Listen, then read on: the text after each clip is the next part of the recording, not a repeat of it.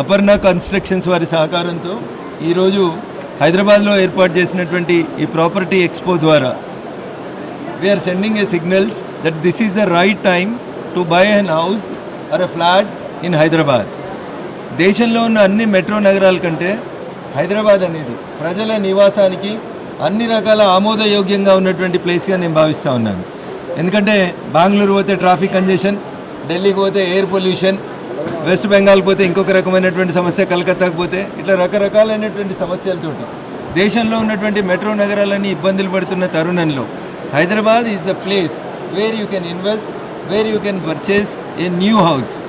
The infrastructure of Hyderabad is growing under the dynamic leadership of Narendra Modiji.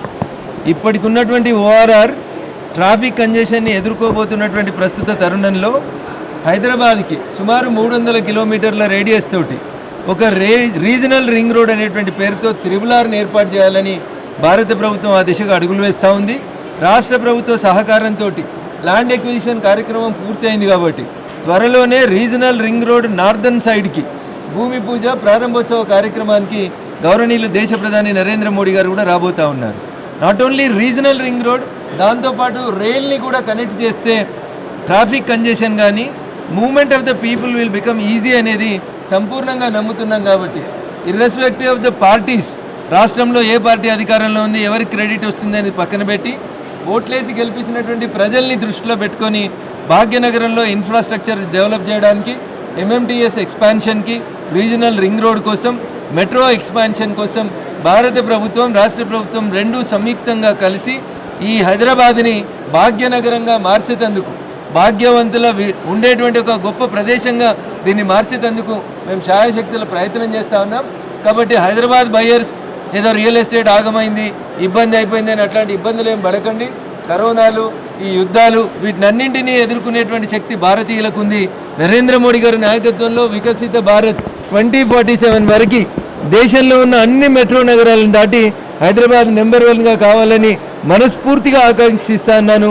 ఆ దిశగా పెట్టుబడిదారులు, construction companies, financial institutions అన్నీ కూడా సహకరించి ఈ హైదరాబాద్ని భాగ్యనగరంగా మలచాలని సవినయంగా అప్పీల్ చేస్తూ ఈ కార్యక్రమాన్ని ఆర్గనైజ్ చేసినటువంటి మిత్రులందరికీ కూడా శుభాకాంక్షలు, అభినందనలు తెలియజేస్తాను.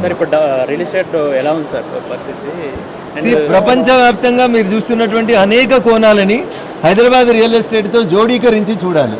అంతేగాని రియల్ ఎస్టేట్ తగ్గింది, పెరిగింది, తగ్గితే కొనే వాళ్ళకి లాభం కాబట్టి కొనాలని చెప్తా ఉన్నాం. ఇప్పుడు ఇఫ్ దెర్ ఈజ్ స్టాగ్నెన్సీ, ఒకవేళ రేట్లు తగ్గినాయి, మార్కెట్ పరిస్థితి బాగలేదు, ఉద్యోగాలు వస్తలేవు, ఏ ఇబ్బంది పెడుతుంది, ఏషియాలో జరుగుతున్న యుద్ధంతో నష్టం జరుగుతుంది అని అనుకున్నప్పుడు ఇన్వెస్టర్స్కి this is the right time. Hyderabad ఎవరు ఆపలేరు. హైదరాబాద్ దేశంలో నెంబర్ 1 అవుతుంది. టెంపరీగా రోడ్డు మీద పోతున్నప్పుడు స్పీడ్ బ్రేకర్స్ వస్తే వచ్చి ఉంటాయి, కానీ స్పీడ్ బ్రేకర్ దాటిన తర్వాత మళ్ళీ వెహికల్ ఎట్లా వేగాన్ని పుంజుకుంటుందో భాగ్యనగరం యొక్క real estate, Hyderabad real estate will flourish like anything. No party, no reason, nothing will stop that growth of Hyderabad. Small వర్షానికే ఫుల్ ట్రాఫిక్ అయిపోయింది. రీసెంట్లీ చూసినాం కదా, 3 hours 4 hours పడుతుంది ఒక ట్రాఫిక్. సో ఎప్పుడో నిజాం టైంలో కట్టినటువంటి డ్రైనేజ్ సిస్టమ్ లోపల పాలకులు కొంచెం కొంచెం డెవలప్మెంట్ చేస్తూ వచ్చారు. My request to the present government is under ground drainage system ఎంత ఉంది, ఎంత పెంచాలి.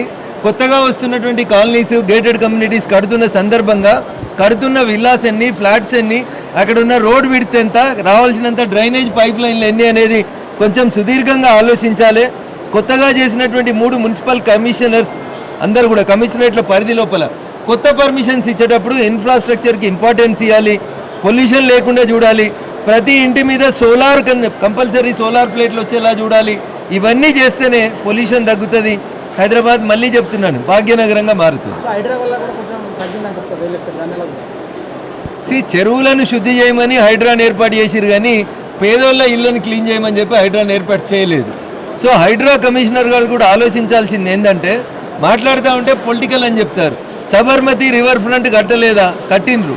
కట్టినప్పుడు అప్పటి ముఖ్యమంత్రి నరేంద్ర మోడీ గారు సబర్మతి రివర్ ఫ్రంట్ ఏరియాలో ఉన్న పేదోళ్ళందరికీ ముందు ఇండ్లు కట్టించి వాళ్ళని అక్కడి నుంచి షిఫ్ట్ చేసిన తర్వాత అప్పుడు సబర్మతి రివర్ ఫ్రంట్ని డెవలప్ చేసినారు. ఇప్పుడు మూసీ రివర్ ఫ్రంట్ని డెవలప్ చేయాలని రాష్ట్ర ప్రభుత్వానికి నిజంగా చిత్తశుద్ధి ఉంటే ఆ మూసీ పరివాహక ప్రాంతంలో ఉన్నటువంటి పేదోళ్ళందరికీ ప్రత్యామ్నాయం చూపించి కొత్త ఇళ్ళు నిర్మాణం చేసి వాళ్ళని అక్కడికి పంపించిన తర్వాత మీరు డెవలప్మెంట్ చేస్తే తప్పులేదు. కానీ డెవలప్మెంట్ పేరిట డిస్ట్రాక్షన్ చేయాలనేటువంటి ఆలోచన ఏది ఉందో అది పూర్తిగా తప్పు. హైడ్రా నిజంగా పనిచేయాలంటే పేదోడికి పెద్దోడికి ఇద్దరికి కూడా సమన్యాయం చూపించాలి. అది ఎక్కడో జరుగుతలేదనేది హైడ్రా కమిషనర్ గారి మీద ఉన్నటువంటి అపవాదు. కాబట్టి ఆయన దాన్ని రెక్టిఫై చేసుకొని చట్టం ముందు అందరూ సమానం అనేటువంటి రీతిలో పోయి ముందు ఆ సల్కం చెరువులో ఉన్నటువంటి కాలేజీ సంగతి ఏందో తేలిస్తే హైదరాబాద్ ప్రజలకి హైడ్రా కమిషనర్ మీద విశ్వాసం వస్తుంది. లేకపోతే చిన్న చిన్న బిల్డర్లను బెదిరించి సల్కం చెరువును మాత్రం వదిలేస్తే హైడ్రా కమిషనర్ గారు అది మీకు చెడ్డ పేరు తీసుకొస్తుంది, మీ కెరియర్లో అదొక మత్సగా మిగులుతుంది. కాబట్టి you take an appropriate decision on the college which was constructed in Salkam Cheruvu. అప్పుడే ప్రజలు ఏమనుకుంటారంటే అబ్బా పెద్దోళ్ళది కూడా గులగొట్టినారు కాబట్టి మాది కూడా గులగొడితే నష్టం లేదు అని అనుకుంటారు.